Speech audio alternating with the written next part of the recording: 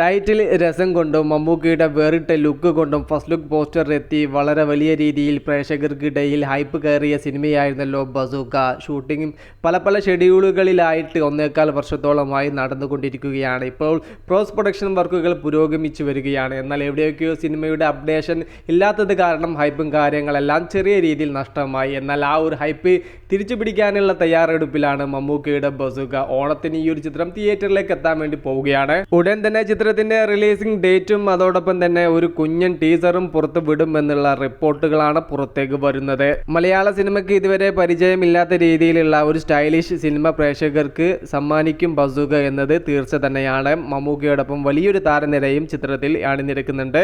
ഗായത്രി അയ്യർ, ഭാമ അരുൺ, ദിവ്യ പിള്ളை, സിദ്ധാർത്ഥ് ഭരതൻ, നിത പിള്ളை, ഐശ്വര്യ മേനോൻ, ഗൗതം വാസുദേവ് മേനോൻ, ഷൈൻ ടോം ചാക്കോ, ജഗദീഷ്, സണ്ണി വെയിന്, ബാബു ആന്റണി, അതോടൊപ്പം ഷറഫുദ്ദീൻ, ഹക്കീം ഷാ, അങ്ങനെ ഒരു വലിയ താരനിര തന്നെ ചിത്രത്തിലുണ്ട്. ടെക്നിക്കൽ സൈഡിലേക്ക് വരുന്ന സമയത്ത് ഡിനോ ഡെന്നീസ് തിരക്കഥ എഴുതി സംവിധാനം ചെയ്യുന്ന സിനിമയാണ്. സിനിമോട്ടോഗ്രാഫി ചെയ്യുന്നത് നിമിഷ് രവിയാണ്. മമ്മൂക്കയുടെ റോഷാക്കും ഇതിന്റെ മുന്നേ അദ്ദേഹം തന്നെയായിരുന്നു സിനിമോട്ടോഗ്രാഫി ചെയ്തിരുന്നത്. അതോടൊപ്പം തന്നെ മ്യൂസിക് ചെയ്യുന്നത് മിഥുൻ മുകുന്ദനാണ്. അദ്ദേഹം റോഷാക്കും അതുപോലെ തന്നെ അബ്രഹാം മോസ്ലറിലും മലയാളത്തിൽ അവസാനമായിട്ട് ബാക്ക്ഗ്രൗണ്ട് മ്യൂസിക് ചെയ്ത സിനിമകളായിരുന്നു. മിഥുൻ മുകുന്ദൻ മലയാളത്തിലേക്ക് എത്തിയതും മമ്മൂക്കയുടെ റോഷാക്ക് എന്ന ചിത്രത്തിലൂടെയായിരുന്നു. ആ ഒരു സിനിമയിലെ BGM കാര്യങ്ങളെല്ലാം വലിയ രീതിയിൽ ശ്രദ്ധ ചെലുത്തിയിട്ടുണ്ടായിരുന്നു. തിയേറ്റർ ഓഫ് ഡ്രീംസും യൂഡിൽ ഫിലിംസും ചേർന്നാണ് ചിത്രം നിർമ്മിക്കുന്നത്.